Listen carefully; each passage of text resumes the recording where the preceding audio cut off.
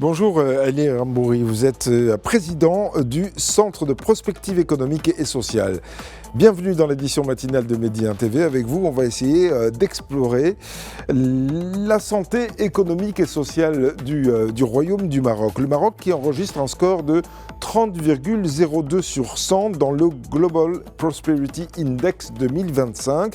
C'est l'indice de la prospérité, indice qui prend en compte à la fois les indicateurs économiques qu'on évoque souvent dans la matinale de Medi 1 TV, mais aussi sociaux. Et ça, c'est ce qui fait la différence. En résumé, cela nous dit que le Royaume est sur la bonne trajectoire de développement, mais que cela peine encore à se traduire en prospérité sociale généralisée, ce qui classe le Maroc encore dans la catégorie des pays dits à faible prospérité. Et à l'échelle africaine, pour être tout à fait complet, le Maroc occupe le 8e rang.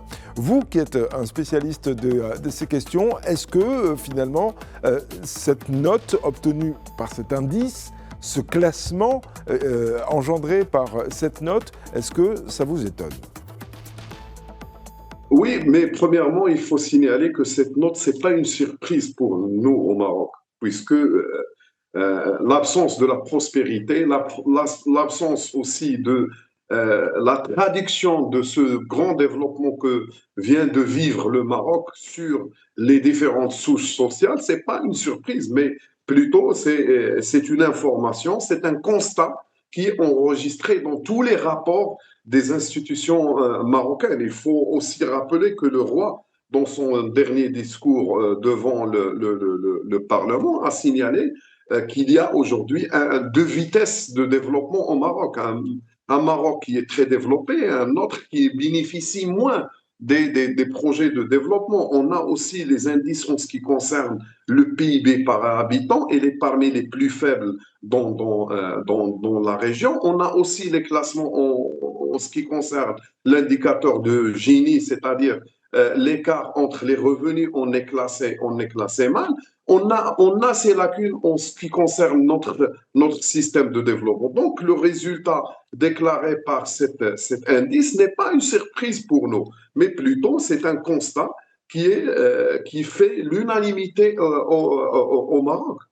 Oui, mais d'où vient le problème ? Est-ce qu'il y a un développement économique trop rapide par rapport au développement humain, si j'ose m'exprimer ainsi, ou alors est-ce que c'est un problème de redistribution des richesses ? Ça ne se fait pas suffisamment.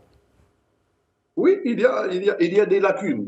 On a un modèle de développement, mais ce modèle de développement, il y a de grandes lacunes. Parmi ces lacunes, il y a premièrement la disparité sociale, c'est-à-dire aujourd'hui les chiffres de l'HCP, ils sont clairs. 60% de notre PIB, il est produit dans trois régions, c'est l'axe Tanger-Casablanca. On a aussi le problème de la disparité sociale. C'est la raison pour laquelle on est en train de mettre en œuvre le plan de généralisation sociale, de la protection sociale. Donc, on a ces lacunes dans notre système de développement. C'est la raison pour laquelle on est en train de mettre en œuvre le nouveau modèle de développement. Parmi les grands buts du modèle de développement, c'est essayer de pallier ces problèmes et ces lacunes afin de traduire cette grande montée économique, mais on doit la traduire sur la prospérité du peuple marocain. On ne peut pas rester dans ces niveaux-là, que ce soit de disparité sociale ou que ce soit ou des disparités spatiales. Donc, on doit régler ce problème. On doit faire participer les Marocains, premièrement, dans ce modèle de développement, et on doit partager la richesse sur le plus grand nombre des Marocains. Le roi a dit dans son dernier discours que le vrai miroir du développement ici au Maroc, c'est premièrement la justice sociale, c'est la justice territoriale. Donc, on a ce problème dans notre modèle de développement. On essaie de régler ces problèmes, on essaie de trouver les solutions adéquates, mais toujours, on a ce problème qu'on doit le régler. Oui. Alors, si je vous comprends bien, augmenter le PIB par habitant, si jamais ça devait arriver, ne serait pas forcément l'unique solution dans le sens où ça enrichirait les riches et laisserait les pauvres où ils sont ? tout à fait. Le problème aujourd'hui, c'est la disparité sociale. C'est-à-dire qu'on a une petite couche sociale qui maintient la totalité des richesses. Et les autres, on a un grand taux de pauvreté. C'est plus que 4 millions de pauvres ici au Maroc. On a aujourd'hui un autre indicateur qui est très alarmant. On a 13,3% de taux de chômage. On a aussi un autre chiffre qui est alarmant. On a le taux de participation aujourd'hui des Marocains dont le marché de travail ne dépasse pas les 43 personnes, 43%.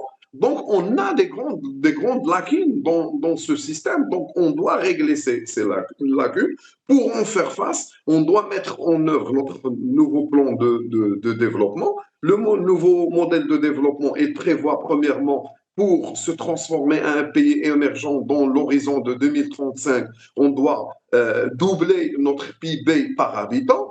On doit aussi régler les problèmes de la disparité territoriale. Donc, on doit avoir une équité en ce qui concerne l'investissement public. L'investissement public, il ne doit pas rester seulement dans des régions ou dans l'axe de Casa à Tanger. On doit aussi orienter notre économie ou plutôt notre investissement dans des secteurs qui peuvent produire de la valeur ajoutée, qui peuvent produire plus de postes. Oui, mais allez Rambouri, je me permets de vous interrompre parce que est-ce que c'est la question que j'avais envie de vous poser. Est-ce que, oui ou non, les chiffres sur lesquels se base finalement cet indice sont fiables, dans le sens où, au Maroc, tout le monde le sait, il y a une grande part d'informels, il y a des gens qui, finalement, passent sous les radars et qui ne sont pas des gens qui sont dans la pauvreté, ils sont peut-être dans la précarité, mais pas dans la pauvreté, or ils sont comptabilisés comme tels.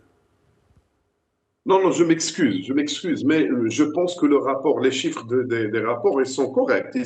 Premièrement, les chiffres, ils sont basés sur des chiffres qui sont fiables. C'est les chiffres de la Banque mondiale, du Fonds monétaire international, même des chiffres qui sont livrés par les institutions marocaines. Donc, ce n'est pas un problème de chiffres, puisque aujourd'hui au Maroc, on avoue qu'on a ces lacunes.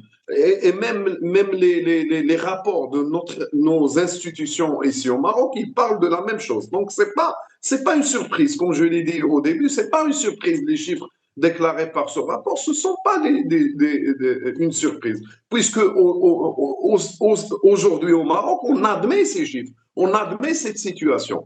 Et on admet qu'on a des lacunes dans notre système de développement. On essaie de trouver les solutions. On essaie de remédier à ces problèmes, de pallier ces problèmes à travers plusieurs mécanismes qui sont mis en œuvre aujourd'hui. On a aujourd'hui le système de généralisation de la protection sociale. On a aussi aujourd'hui une grande réforme en ce qui concerne notre système d'aide financière, c'est-à-dire aujourd'hui on a un système qui est ciblé, un système qui n'est pas généralisé pour tous les Marocains, mais qui touche uniquement les catégories qui ont besoin de cette aide. Aujourd'hui, on a une redirection de notre économie vers les secteurs capables de produire la grande valeur ajoutée, des secteurs qui peuvent créer des postes d'emploi comme l'automobile, l'aéronautique. Donc aujourd'hui, on assiste même à une transformation de notre économie, d'une économie qui est basée